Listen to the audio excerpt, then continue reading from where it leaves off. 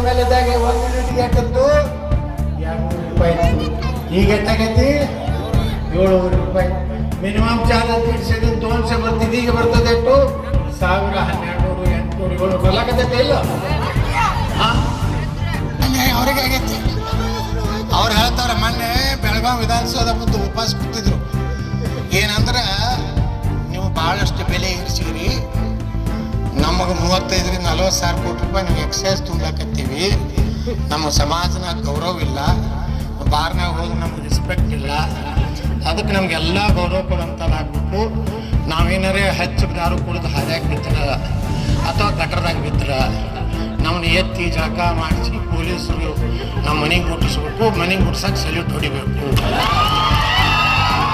ಯಾಕಂದ್ರೆ ನಾವು 40 ಸಾವಿರ ಕೋಟಿ ರೂಪಾಯಿ ಆದಾಯ ಕೊಡ್ತೀವಿ ಸರ್ಕಾರಕ್ಕೆ.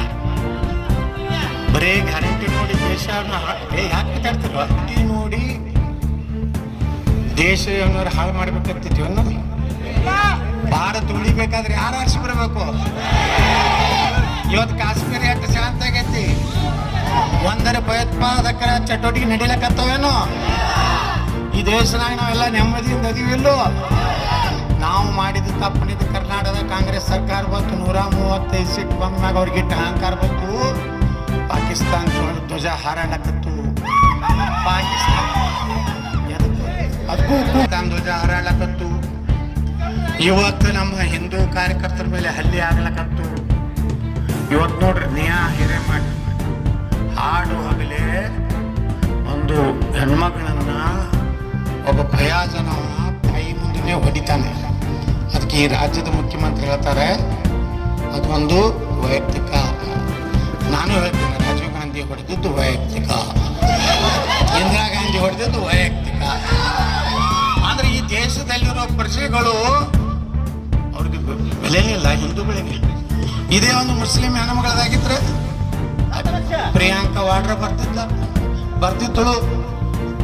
ರಾಹುಲ್ ಗಾಂಧಿ ಅವಂತರ ಮಹಾಶಾನೆ, ಮಹಾವಿಜ್ಞಾನ. ಈ ಕಡೆ ಬಟಾಟೆ ಹಾಕಿದ್ರೆ ಈ ಕಡೆ ಬಂಗಾರ ಅಂತ ಐಸಾ मशीन बनाऊंगा मैं, यहाँ से आलू डालने का, यहाँ से सोना निकलेगा. ಬಪ್ಪರೆ ಇಂಥ ಎಲ್ಲ ನೋಡ್ರಿ, ದೇಶದ ಪ್ರಧಾನಮಂತ್ರಿ ಮಾಡ್ತಾರೆ ಅಂತ. ಸಿದ್ದರಾಮಯ್ಯನವ್ರು ಬರಲಿಲ್ಲ ಹುಬ್ಬಳ್ಳಿಗೆ, ನ್ಯಾಯ ಮಟ್ಟರು ಕೊಲೆ ಆದಾಗ ಒಂದು ವಾರದ ನಂತರ ಬರ್ತಾರೆ. ಅದು ಕಾಂಗ್ರೆಸ್ ಕಾರ್ಪೊರೇಟ್ರು, ಏನು BJP ಅವರಲ್ಲ, ಏನೂ ಇಲ್ಲ. ಕಾಂಗ್ರೆಸ್ನಲ್ಲಿರೋ ಹಿಂದೂಗಳಿಗೇ ಸುರಕ್ಷತೆ ಇಲ್ಲ.